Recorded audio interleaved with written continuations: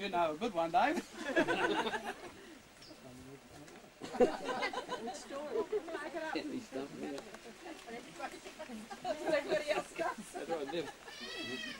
Well, this horse trough was a very essential part of a trip in Hillman motor car, because it was a big hill to get up to the top of. You had to climb up a very big hill just before you got to the horse trough, and so the car got very hot and the steam started coming out the radiator and it was overheating, and it was looked as though you wouldn't get the wag start till about 11 o'clock at night instead of 9 o'clock.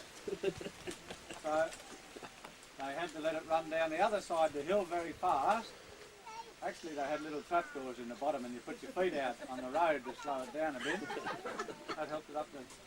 And when it got right to the bottom and it ran into the town, it came to this horse trough, and they pulled the car up at the horse trough and they got water out the horse trough and poured it in the radiator of the car, and it cooled down.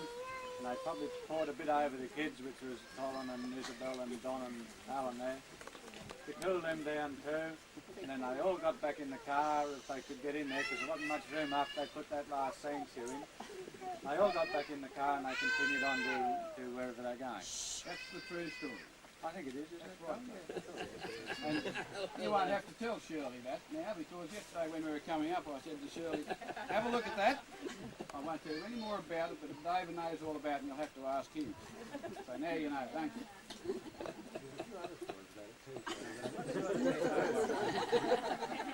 So that's what I've called the sand shoe era. And then the next era, I suppose, is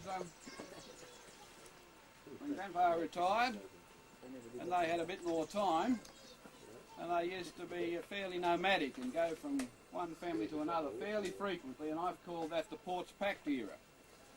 And you never knew just where they were going to go or what they would be doing next. They'd go and visit one family, and they were happy times because they had grandchildren coming along, and they had to go and see them or help with them when they were arriving, and so they were good times, weren't they?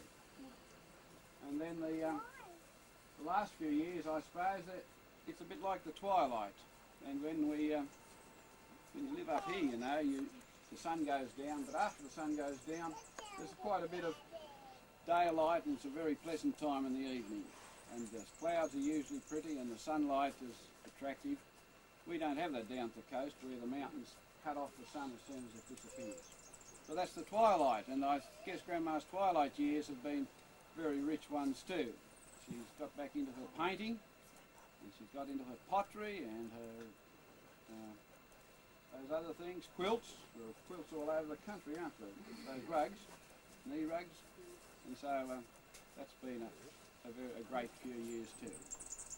And I know, Grandma, we join with you in giving thanks that you've lived to be healthy, and not so wealthy perhaps, but pretty wise, and perhaps you think. But we just give thanks to God that you've lived and you have had good health, and you're still able to walk down to the front gate every day, and I guess it's your own determination to keep healthy that's helped you to be so well. And you've had a couple of spare parts replaced and things like that, but you're pretty well now, aren't you? And I know there are some of them, the family here who are not here. In the United States there's Susan and Emil and Kate and William, and they'd love to be here, as would Michael and Colin and Sharon. Now that's the only ones that are away, is it? I think. And they're here in spirit, if not with us not today. Now, I'm going to get some help, because I thought we might give Grandma 90 claps. I've been through this at home, and you think it's going to take a long time, but it doesn't take a long time, and we'll have to all keep together, and I want your help as we count, and we'll give her 90 big claps, and then we'll have the, we might light the candles then, and we'll blow them out, and we have a card, great friends. Does everyone written on the card, Don? Not everybody, I don't think. Pass it along while So we if we clap. leave, will I leave it here? Yeah, I okay. think. Okay, you ready to count with me up to how many? 90. Okay. 1, 2, 3, 4, 5, 6, 7, 8, 9, 10, 11, 12, 13, 14, 15, 16, 17, 18, 19, 20, 21, 22, 23, 24, 25, 26, 27, 28, 29, 30. 40,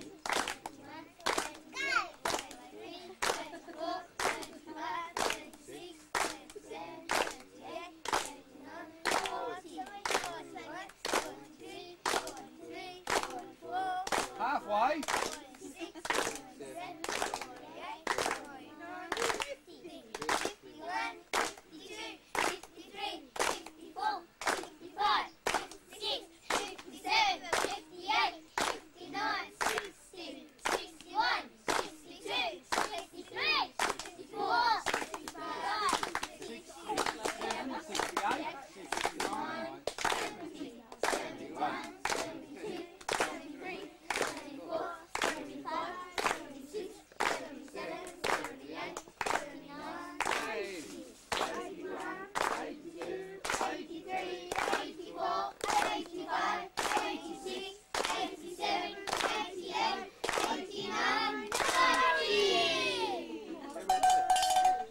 Hey. Before we cut the cake, I think it's a great occasion for all of us to be together. Cousins and second cousins, I guess some are third cousins, are they? But it's good that we've had that opportunity to do that today, and people who you haven't met perhaps for a number of years. And also I'd like to thank David and Isabel for hosting today's gathering, for having us all here, and it's just lovely to be here and to share this time. And for Don and Bev and the others who have hosted families from all over the country. It's been good to be here. Well, thank you very much, and we might cut the cake, will we?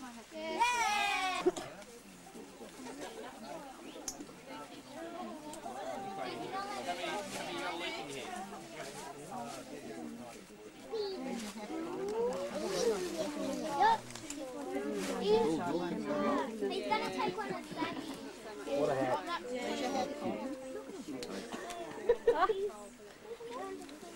Oops. We want a board or something, do we? A tray or something? Blowtorch. The wind's coming this way as well. Quick, Grandma! Careful, I don't see. I don't know if we do. We can't take it.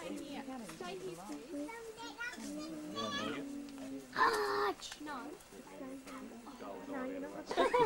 Very much. When you say down, you've all got to squat down. We go where? Right? When we say down, everyone sit down. Down. Down. Good girl. Don't worry, just blow. Happy birthday. Birthday to you. Happy birthday to you. Happy birthday, dear Grandma. Happy birthday to you. Hey! Hey! Hey! Yeah, but don't touch the bottom, remember? Won't get any wishes. That's right, you mustn't touch the bottom. 90. Is that what's happened to you all these years?